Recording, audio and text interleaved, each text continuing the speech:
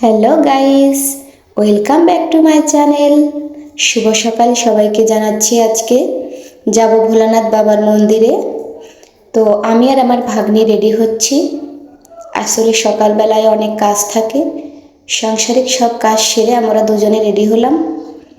আহ, আমরা যাব, ওখানে অনেক দিন আগে থেকেই প্ল্যান করে রেখেছি। আসলে এই দিনটা খুবই একটা সুন্দর, একটা মনোরম দৃশ্যের দিন। ওখানে গেলে সবাইকে দেখলে ভালো লাগে। আমাদের বাড়িতে আমার শ্বশুর, শাশুড়ি, ভাসুর আর একটা মাসি আছে। সবাই আমাদেরকে বলছে তোমরা তাড়াতাড়ি বাড়ি এসো। আর ফুল, বেলের পাতা, দুধ, জল আমরা সব কিছুই নিয়েছি। যাব আমরা দুজন না, তিনজন। আমাদের ড্রাইভারওয়ালা সে দাঁড়িয়ে আছে। ফুলগুলো ওই ব্যাগে রেখে দিলাম। আসলে ওইখানে গিয়ে এই ফুল, বেলের পাতা আসলে পাওয়া খুবই মুশকিল। তো বাইরে বের হওয়ার আগে একটা সেলফি নিতে ভুললাম না। আর যাওয়ার সময় ও মা কি কাদা!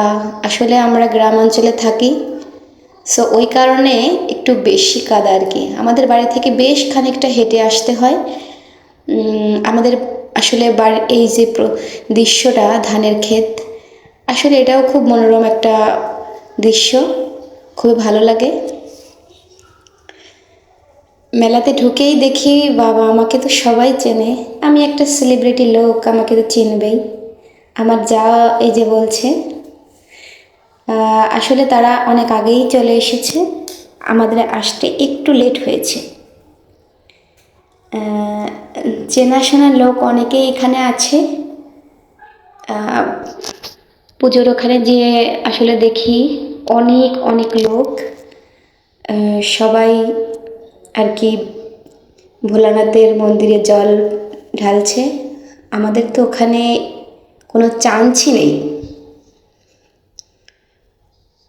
তো আমরা ওখানে বেশ কিছুক্ষণ দাঁড়িয়ে থাকলাম। দাঁড়িয়ে থাকার পর আমরা অবশেষে একটু সময় পেলাম ওখান থেকে বেরোনোর। আমার ভাগ্নি বলছে মামি এদিক থেকে চলে এসো। আমি দেখছি, আসলে আমার হাজব্যান্ড আমাকে ইশারা করছে যে সে একটা পিক তুলবে, ওই কারণে আমাকে বারবার ডাকছে। সব কিছু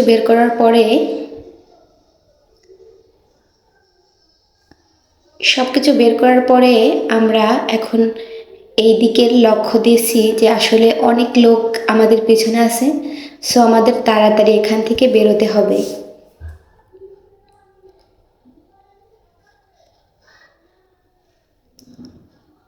আসলে সবাই সাথে একটা করে ঘটি আনেছে, কিন্তু আমরা এটা আনতে ভুলে গেছি।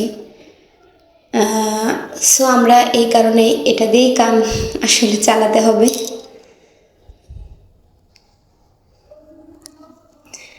প্রথমে তো ও দিল, আমি উলুধ্বনি দিলাম। আসলে আমি উলুধ্বনিটা ভালোই দিতে পারি, নিজের থেকে আর কি নিজের প্রশংসা নিজেই করছি।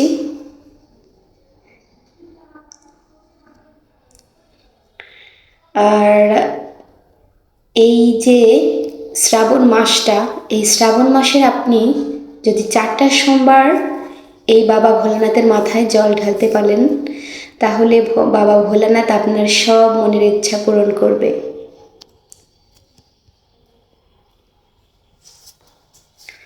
আসলে জায়গা জায়গা হিসেবে ওখানে লোকটা একটু বেশি হয়েছে।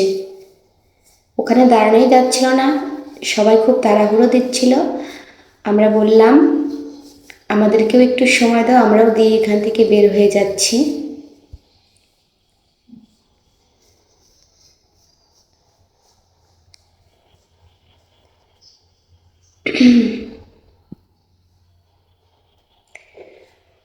ভগবানের মন্দিরে গেলে মনটা আসলেই শান্তি মেলে। এখানে মনের যত গ্লানি, যত হিংসা সব বের হয়ে যায়।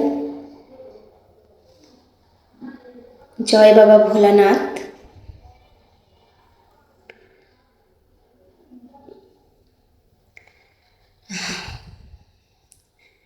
বাইরের দৃশ্যটাও আপনাদেরকে দেখাবো একটু পরে। এখান থেকে বেরোই, এখানে বের হয়ে এসেই দেখি চারিদিকে লোক। আসলে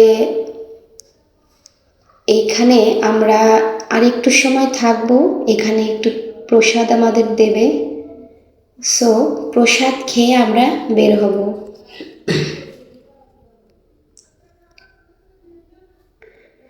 আসলে প্রসাদের জন্য সবাই খুব অপেক্ষায় আছে, আমরাও আছি। এখানে সবাই সমাবেশ নিয়ে আছে, প্রসাদ পাওয়া যাচ্ছে না, আমরা তো অবশেষে পেয়ে গেলাম। আসলে প্রসাদ পাওয়ার পর মনে তৃপ্তি আসলো। এখন প্রসাদটা আমরা বাড়ি গিয়ে খাবো না, এইখানে খেতে হবে। এখানে কাকিদের সাথে দেখা হলো, তারা বলছে যে বৌমা কি বাড়িতে যাবে নাকি, তো আমরা বললাম না, আমরা একটু পরে যাব। সবার সাথে কথা বলে আমরা এই সাইডে চলে আসলাম, এসে আমরা প্রসাদ গ্রহণ করলাম। আসলেই খুব তৃপ্তি সহকারে প্রসাদ খেলাম। আমার হাজব্যান্ড বলল দেখি কেমন হলো, তাকে একটু দিলাম আর কি, সেও খেয়ে বললো খুব ভালো হয়েছে। আমরা তৃপ্তি সহকারে এটা খেলাম, খুবই সুন্দর হয়েছে আমি তো বলছি। আর বাবা ভোলানাথের প্রসাদ আপনারা অবশ্যই অবশ্যই খাবেন। এই প্রসাদ যদি খান বাবা ভোলানাথ আপনাদের মনের আশা পূরণ করবে। আর এটা হলো আমাদের ঝাউগ্রাম শিববাড়ির সর্বজনীন শিব মন্দির, কালুখালী রাজবাড়ি। আসলে এটা কালিকাপুরে অবস্থিত।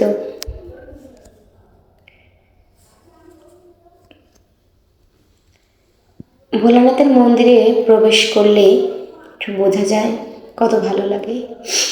আমরা উদ্দেশ্য দিলাম বাড়ি যাওয়ার সময় আমরা একটু ভিডিও করে নিলাম। আর ভিডিও করতে করতে আমি একটা গানও গেয়েছিলাম। আর গানটা খুব ভালোই ছিল। গানটা হলো শুরু করলাম এই দিয়ে যে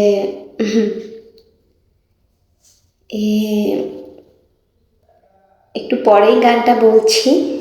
আসলে গানটা বলতে বলতেই রাস্তা পার হচ্ছিলাম, এখন দেখি স্কুল সামনে একটা বট গাছ, এইখানে স্কুল। তো এই প্রকৃতির দৃশ্য দেখে আমার আসলে গানটা মন থেকেই উঠল।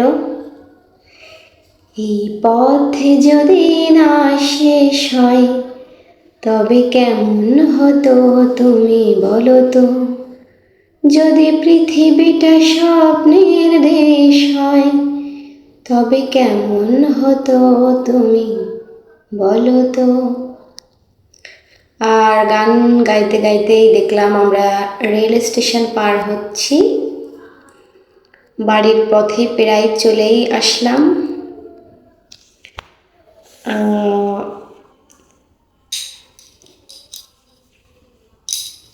চারিদিকের পরিবেশটা খুবই সুন্দর ছিল, সবুজ গাছ, এই লতা পাতা, চারিদিকের হাওয়া বাতাস, এক কথায় খুবই মনোরম দৃশ্য পরিবেশ।